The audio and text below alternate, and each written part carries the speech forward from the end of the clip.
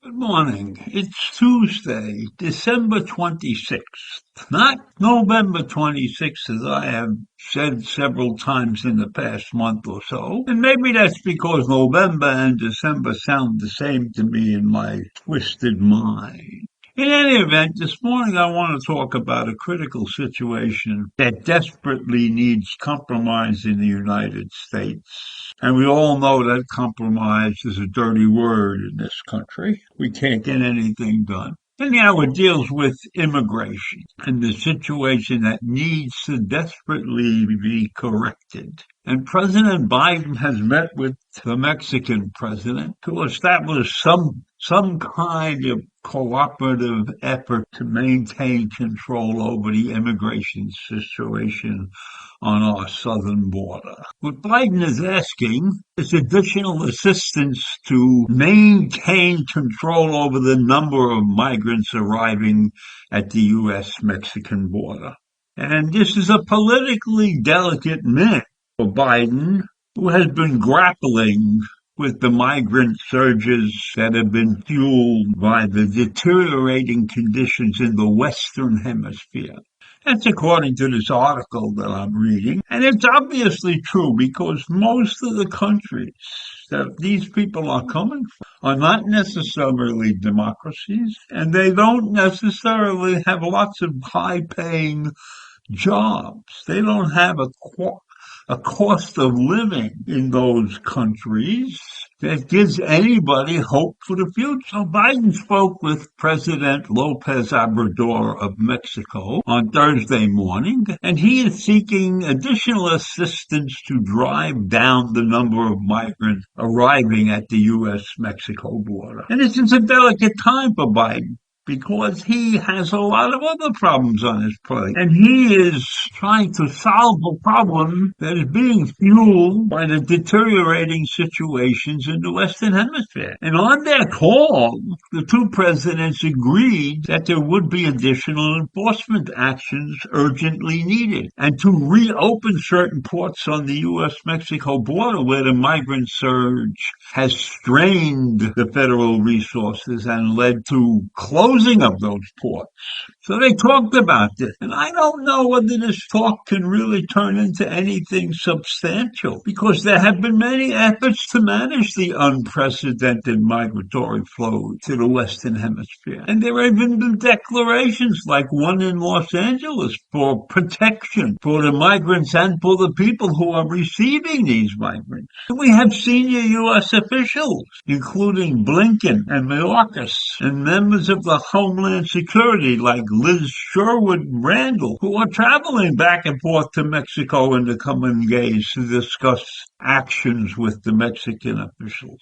So there are so many high-level people working on this situation. But when it comes right down to it, we don't have the manpower to enforce anything. We don't have the quality and the system to handle all these people. And then we have a renegade governor, Governor Abbott, who will put people on planes and buses and ship them around the country without notifying anybody. What can we do about that? That man should be chastised. And of course we have the presidential candidate Donald Trump, who viciously attacks all immigrant peoples with his anti-immigrant rhetoric and his Title 42 or whatever the hell that law was called. So the bottom line is that we were expecting to be able to handle 12,000 immigrants a day, but the numbers are between 16 16 and 18,000 a day now. And that's far, far out of our control, out of our realm, out of our thought process.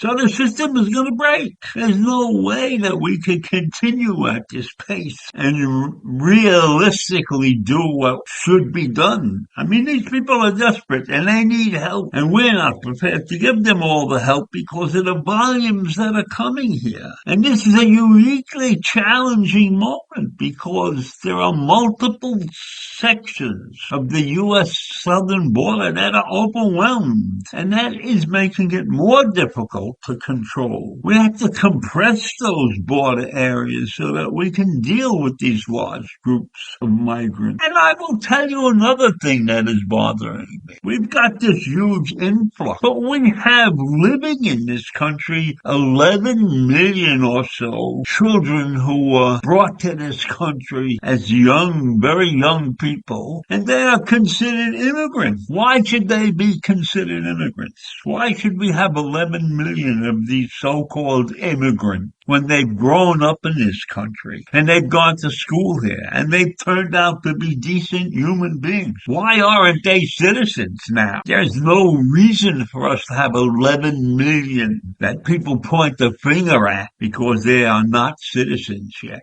That's a disgrace in and of itself. And then when I look around to see what should be done and how our government, the people who are assigned to help us, can't manage to do these couple of things. The thing we want to do is get a way to get those 11 million undocumented immigrants who live and work in the U.S., get them citizenship without any problem. If they're upstanding citizens, we grant them citizenship. We don't dick around and have all kinds of things. You know, these are the dreamers, and they deserve to be taken care of. They're upstanding citizens. They deserve to be citizens. And then we have to reform the legal immigration system and make it more in tune with the needs of the economy. So that means that the annual cap for temporary workers should be expanded. And we should make exceptions for the high-skilled immigrants and the entrepreneurs. We should take away the green cards of the people who are doing nothing for us. And we need to create a merit-based system that prioritizes skills and contributions